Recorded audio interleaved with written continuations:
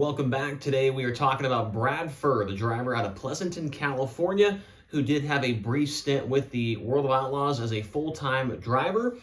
Brad Furr, probably the most, I would say, least known driver on the game. Some of you maybe even forgot that he was on the game. He's just a guy that he came out, ran a couple of years full-time. He ran Gum Out in 2000 and then ran 2 seasons with the Outlaws. And then after that, went back to California and ran locally mainly. So probably the most random driver, I would say, on this entire game. But I did play him quite a bit. I mentioned in a few games or a few videos ago that when I raced, I was number 2. And so I always kind of was attracted to the other cars that were numbered 2 in the game. Brad Furr, Andy Hillenberg being those 2 cars. So let's look at Brad Furr here and his full-time career with the Outlaws. Only 2 seasons to look at. First year was in 2001. He had 91 starts. Was able to get a win that year in his rookie season. 15 top 5s, 40 top 10s, and he would end up 12th in the point standings. And in 2002, that was his final season on the road, as he had 91 starts. I wrote this one in green. It was the best of his 2 years. 4 wins, 25 top 5s, and 53 top 10s to finish 8th overall in the point standings. Now, seeing these numbers for Brad Furr, it's kind of like another driver we talked about a few videos ago. What could he have done if he would have went a little bit longer on the road? I mean, 2 full-time years, and he got 5 wins under his belt after really not traveling that much prior to that.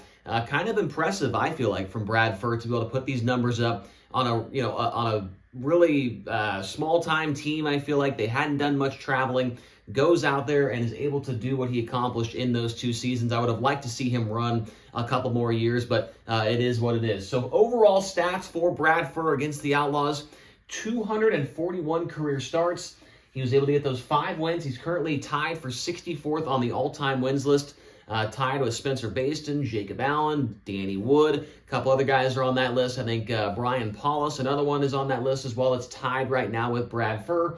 He had 43 top 5 finishes for 17% of his starts, would end up in a top 5 position, and 102 top 10s for 42% of the time. So close to half of his starts, Brad Furr was inside the top 10 against the Outlaws. Now looking at his accolades and his achievements in his career, he was 3rd at the 2000 historical big one and 3rd at the 2000 running of the Kings Royal.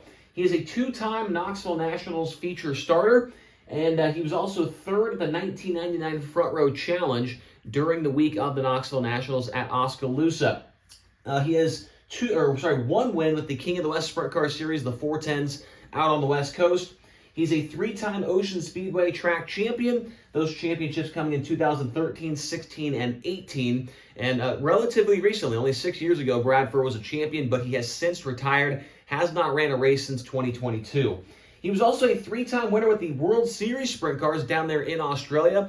And that's pretty impressive considering a lot of American drivers would go down there and run that series and run against the best guys in Australia. So he was able to get 3 wins during his time down there.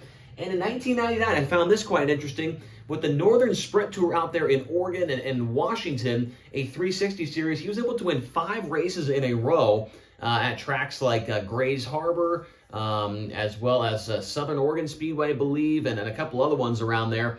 So 5 in a row in 1999 for Brad Furr. So not a ton to talk about here with him. Mainly was a local driver throughout his entire career, with the exception of these 2 years, as well as the year in 2000 when he ran with Gum Out. He finished 5th in points with Gum Out that year at the turn of the century. One little fun fact there, I don't know if it's Brad's son or Brad's grandson or whatever, but a couple years ago, Freddie Furr, and he had an Outlaw kart, the kid, and it looked just like Brad Furr's old number 2, the red car. And I actually announced a couple of races for Freddie Furr at the Red Bluff Outlaws in Northern California. Not sure if Brad was, I never really saw Brad there at the racetrack. I didn't go back in the pits and try and look for him or anything, but thought that was kind of interesting when Freddie Furr car showed up just like Brad's old car, had the same last name. You had to think that he was related to Brad Furr. So I'm sure that they're still involved in racing here and there.